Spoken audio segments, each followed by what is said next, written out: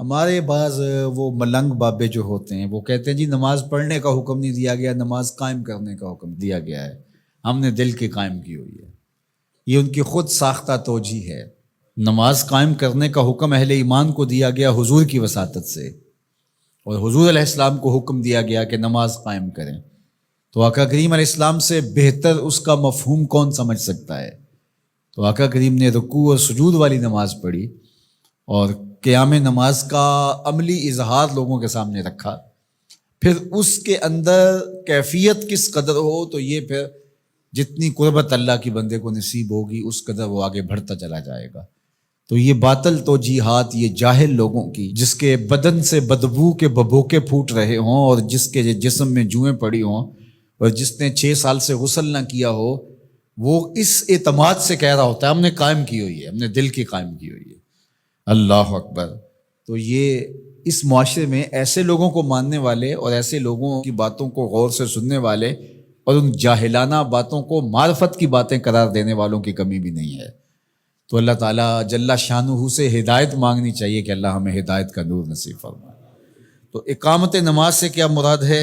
اس کی فرائض کے ساتھ ادا کرنا، یا پھر رکوع سجود تلاوت کا اتمام اور اس میں خشوع کا اور خضوع کا اظہار اور اس میں مکمل ڈوب جانا کہ گویا تم اللہ کی عبادت کر رہے ہو تو اس کو دیکھ رہے ہو۔ اور حضرت عثمان غنی رضی اللہ تعالیٰ عنہ فرماتے ہیں کہ جس نے صحیح وضو کیا، حضور علیہ السلام سے روایت کہ جس نے صحیح وضو کیا جس طرح میں نے وضو کیا ہے اور 2 رکعت پڑھی اور اس میں اس کو کسی غیر کا خیال نہ آیا تو اللہ تعالیٰ اس کے پچھلے سارے گناہ معاف کر دیتا ہے صرف 2 رکعت سے۔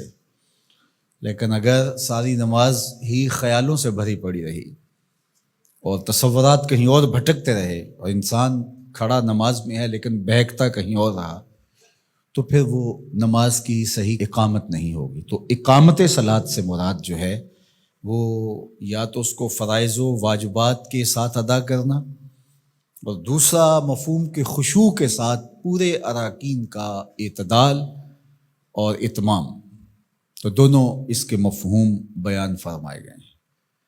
تو ظاہر ہے کہ ابتدا کے اندر تو کوشش ہوگی کہ فرائض واجبات پورے ہو جائیں، تو وہ خشوع اگر نہیں بھی حاصل ہو پایا تو پھر بھی کوشش جاری رکھنی چاہیے، نہ یہ کہ اب وہ تو کیفیت ہی نہیں نصیب ہو رہی تو میرا نماز پڑھنے کا کیا فائدہ۔ حضرت محدث کچھوچوی علیہ رحمہ سے کسی مرید نے کہا حضرت نماز پڑھتا ہوں لیکن لطف نہیں آتا، مزہ نہیں آتا۔ تو آپ نے اسے سوالیہ انداز میں پوچھا کہ اس کے باوجود بھی پڑھتے ہو؟ اس نے کہا جی وہ تو فرض ہے، پڑھتا تو ہوں۔ تو آپ جھومنے لگے، فرمایا واہ واہ، تمہیں مزہ نہیں آتا پھر بھی پڑھتے ہو؟ اس کا مطلب ہے تم مزے کے لیے نہیں اللہ کے لیے پڑھ رہے ہو۔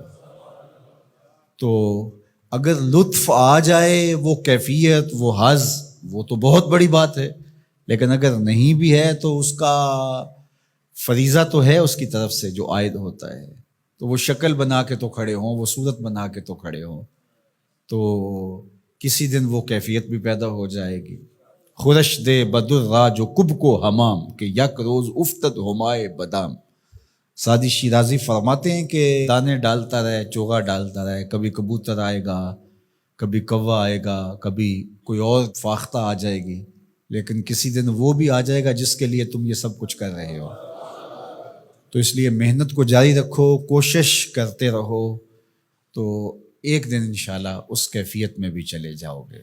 دروازہ کھٹکھٹانا چھوڑنا نہیں ہے، دستک دیتے رہو، کبھی تو بوا کھلے گا نا، کبھی تو آواز آئے گی کھلا ہے دروازہ آ جاؤ اندر، پھر اندر سرور کی وادی ہوگی، کیف کا جہاں آباد ہوگا۔